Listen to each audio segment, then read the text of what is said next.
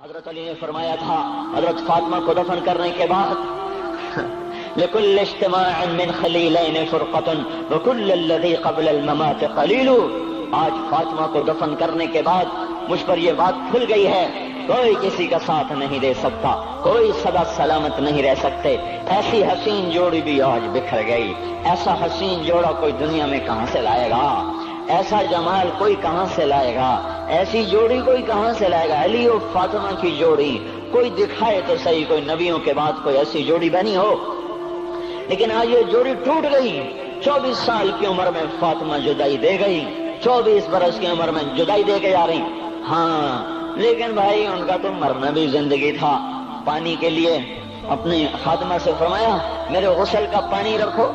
خادمہ نے پانی رکھا، خود غسل فرمایا، پھر اس کے بعد چارپائی کو درمیان میں رکھوایا اور کپڑے پہنے اور فرمایا علی اس وقت کہیں باہر نکلے تھے، فرمایا اب میں مر رہی ہوں، میرا غسل ہو چکا ہے، مجھے دوبارہ غسل نہ دینا، یہی میرا غسل ہے اور علی کو بتا دینا. اور وہ گئی. ہاں آپ نے کہا تھا حضرت فاطمہ سے میں جا رہا ہوں، وہ رونے لگی. پھر آپ نے پھر کان میں کہا نہیں تو غم نہ کر، سب سے پہلے تو ہی مجھ سے آ کے ملے گی. پھر وہ ہنسنے لگی. حضرت عائشہ رضی اللہ عنہا دیکھ رہی تھی، پہلے روئی پھر ہنسی. تو کہا یہ کیا بات ہوئی؟ کہا مجھے میرے باپ نے کہا میں جا رہا ہوں تو مجھے رونا آیا.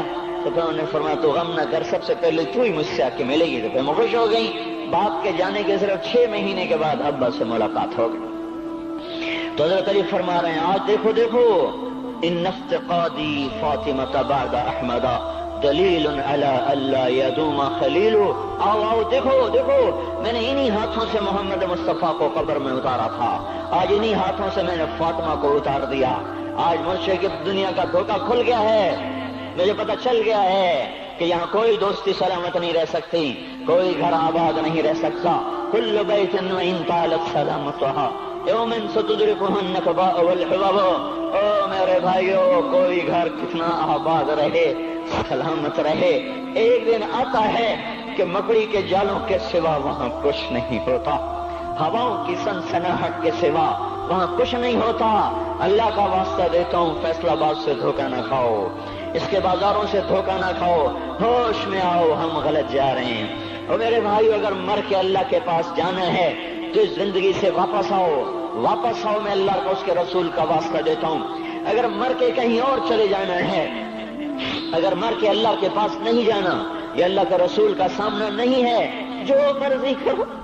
پھر ہم بھی چھوڑیں، اب ہمیں بھی کچھ سمجھاؤ. ہم کیوں بول کے گلے کی ایک رگ میں درد اتار بیٹھے؟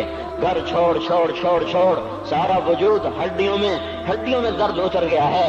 تو کچھ ہمیں بھی راستہ بتاؤ کہ یہ راستہ ہے، اس پہ موج میلہ بھی ہوگا، اللہ بھی نہیں ملے گا. آؤ ہم سب پھر ہم بھی مل کر تمہارا ساتھ دیں. ہم کیوں ایسے کھاری اٹھائے ہوئے در کی ٹھوکریں کھاتے پھر رہے ہیں؟ میرے بھائیو، اور اگر ایسا کوئی راستہ نہیں ہے، وہ میں بتا رہا ہوں کوئی نہیں ہے.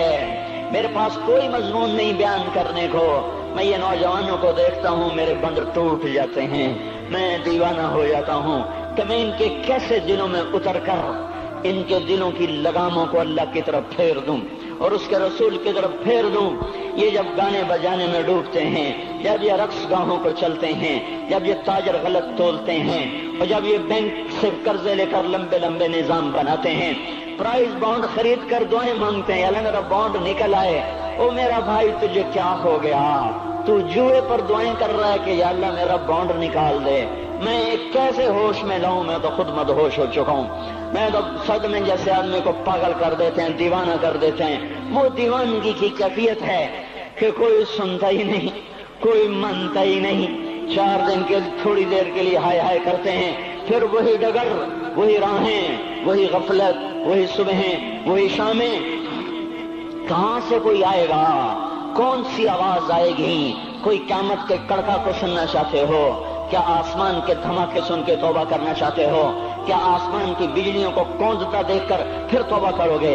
या जमीन के कलेजे को फटता देखकर फिर तौबा करोगे? या समंदर की बिफरी मौजों को चढ़ता देखकर फिर तौबा करोगे? या हवाओं के झक्कड़ बगोलों को देखकर फिर तौबा करोगे?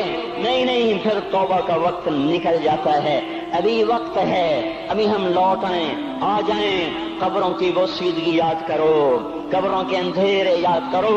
और मैं आपको सुना रहा था, उस कब्र ने मुझे रोक लिया, उसकी एक एक मिट्टी के जर्रे ने मुझे कहा कुछ इधर पढ़ लो, यहाँ कोई नहीं आया।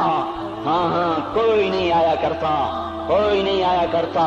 यहाँ अली फातिमा जुदा हो गए, बाकी कौन हमेशा रह सकता है? और जब जुदाइयां होती हैं फिर क्या होता है? कअल्लम तकुन बैनी व बैनक खुल्लतुन वला हुस्न वुद्दिन मर्रतन फित तबादुली। फिर ऐसा होता है जब जुदाइयां हो जाती हैं, फिर यूं होता है कि जैसे कभी कोई आया ही ना था, कोई मिल बैठा ही ना था, कोई मां न थी, कोई बाप न था, कोई भाई न था, कोई संगी न था, कोई साथी न था। इस तरह इंसान भुला देता है, अपने झमेलों में गुम होकर, हंसी मजाक में गुम होकर। मैं उस कब्र में खड़ा पढ़ता जा रहा हूँ, पढ़ता जा रहा हूँ, पढ़ता जा रहा हूँ। उसका कतबा टेढ़ा हो चुका है जमाने की गर्दिश ने और माजी के बेरहम गर्दिश ने उसके सारे कतबे को काला कर दिया था। मुझे तजस्सुस हुआ, मैं देखूं ये है कौन जिसकी कब्र ने मुझ जैसे अजनबी को रोने पे मजबूर कर दिया और मुझे खड़ा कर दिया। मैं करीब हुआ, मैंने झाड़ा तो पर लिखा हुआ था अल्लाह अकबर, रुस्तम हिंद इमाम बख्श।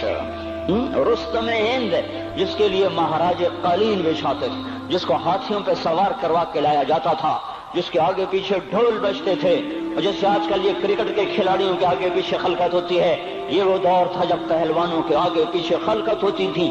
आज उसकी खबर वीरान होकर कह रही है कोई इधर भी तो पढ़ के जब चलता जाए, कोई यहाँ भी तो कुछ तोहफा देता जाए। मेरे मोहतरम भाइयों,